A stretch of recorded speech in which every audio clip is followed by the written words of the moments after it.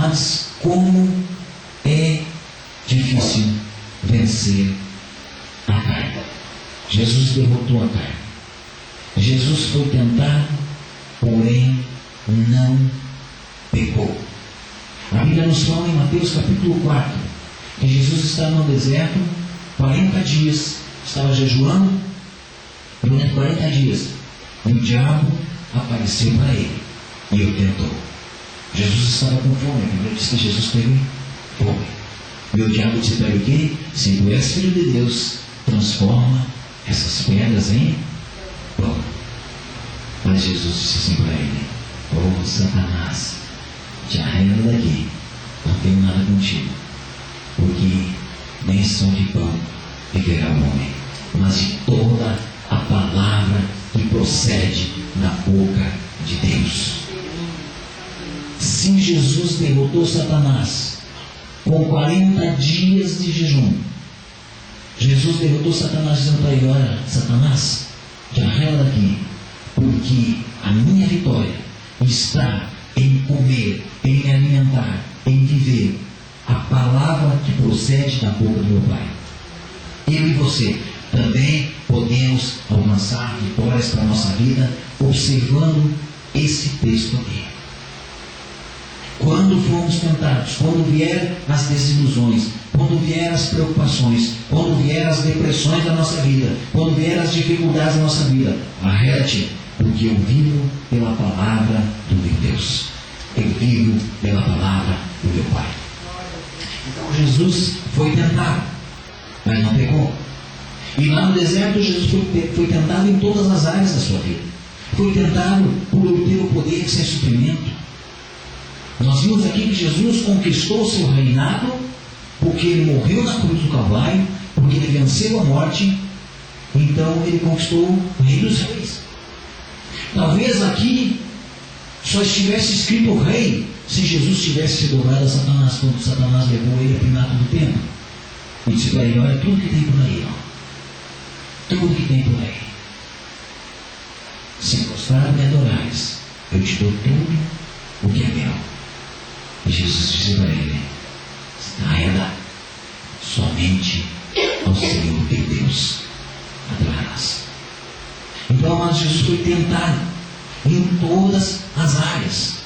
Joga-te, lança-te daqui abaixo, e os anjos do Senhor te segurarão, porque está escrito lá, que o diabo conhecia a palavra. Está escrito que o Senhor dará ordem, lá no Salmo 91, dará ordem aos seus anjos para te cuidarem. Não te machucarás em nenhuma dessas pedras. Jesus pode te lançar aqui em cima. Arreda, Satanás, porque está escrito também: não tentarás o Senhor teu Deus. Então Jesus foi tentado, mas ele venceu a carne. No livro de Hebreus, eu gostaria que você abrisse Hebreus capítulo 4. Hebreus capítulo 4,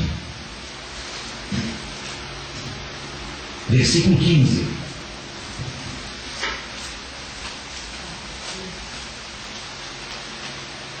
Hebreus 4,15 está escrito: porque não temos sumo sacerdote que não possa compadecer-se das nossas fraquezas.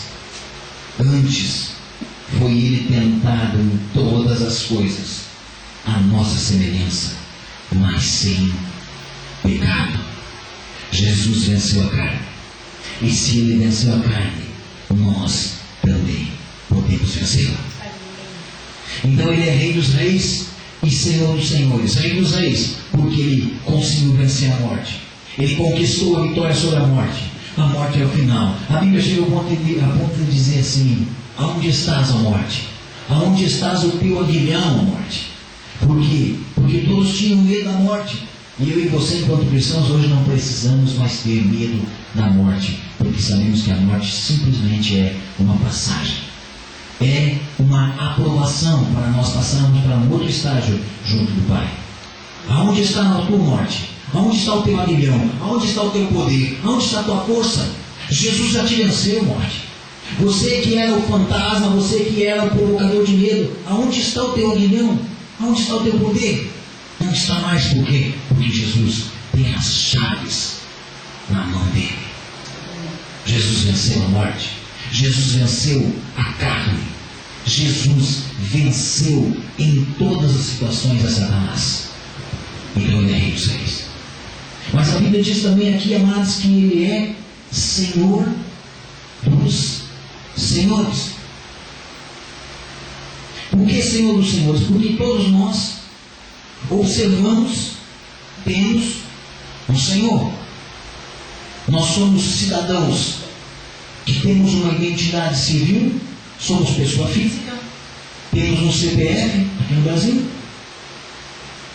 e esse CPF consta um número, e nós, para o governo federal, somos um número, e precisamos fazer declarações, e precisamos prestar contas.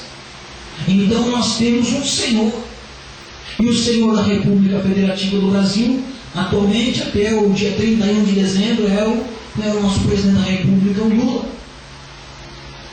Então ele é o Senhor da nação brasileira, e não podemos dizer que não. Mas a Bíblia diz que Jesus não é Senhor.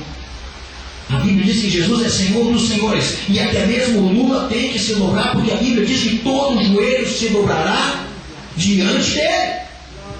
Então ele é Senhor dos senhores. Ele é Senhor do Lula, ele é Senhor da presidente da Argentina, ele é Senhor da presidenta Dilma, que foi eleita agora, ele é Senhor do Hugo Chávez, ele é Senhor do presidente da Bolívia, do presidente da Venezuela, ele é Senhor do presidente dos Estados Unidos, ele é Senhor daqueles presidentes que tem lá no Iraque, lá no Irã, naqueles países que adoram Deus estranhos. Ele é o Senhor.